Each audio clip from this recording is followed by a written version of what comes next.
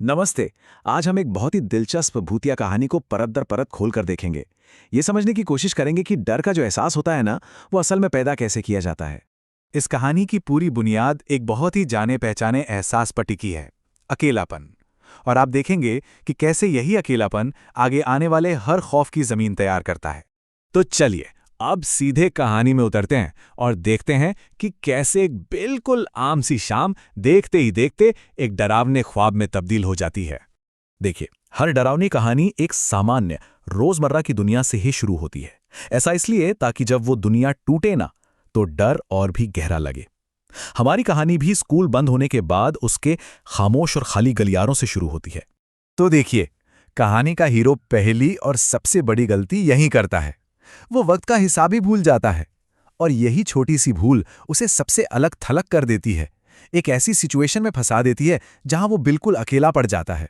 यहाँ एक बहुत ही दिलचस्प बात होती है। जो खामोशी, जो सन्नाटा कुछ देर पहले तक पढ़ाई के लिए अच्छा था, अब वही सन्नाटा डर की सबसे बड़ी वजह बन जाता है। ऐसा लगता है जैसे हर छोटी से छोटी आवाज भी कानों में चुभ रही हो।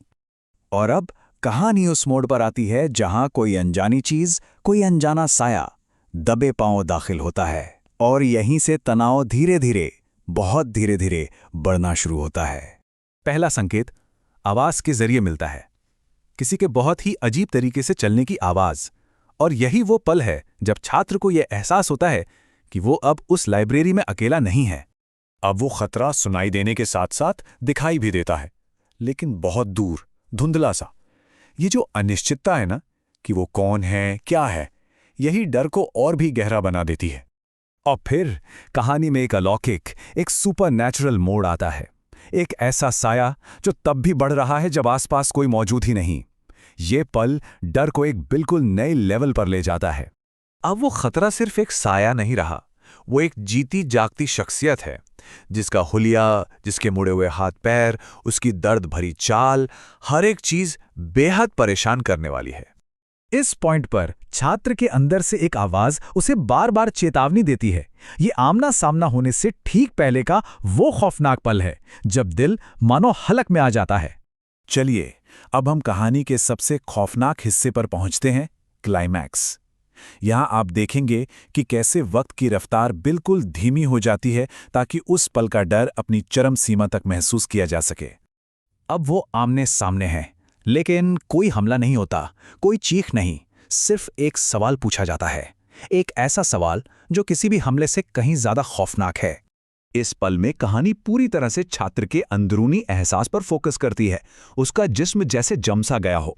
ये असल में बहुत ज्यादा डर लगने पर शरीर की एक नेचुरल प्रतिक्रिया होती है।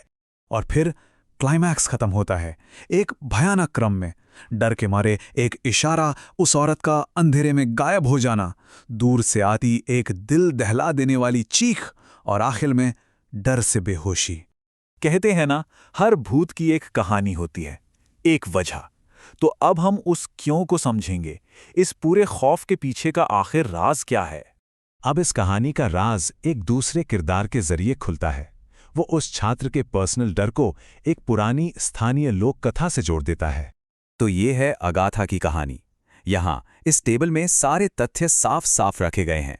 ये कहानी उन अजीब, डरावनी घटनाओं को एक बहुत ही दर्दनाक मानवीय त्रासदी से जोड़ती है। और आखिर में कहानी हमें इस एक झकझोर देने वाले सवाल के साथ छोड़ जाती है। ये सवाल उस पूरे डर को एक नए नजरिए से दिखाता है, एक माँ के कभी न खत्म होने वाले दुख और बेइंतहा प्यार की कहानी के तौर पर।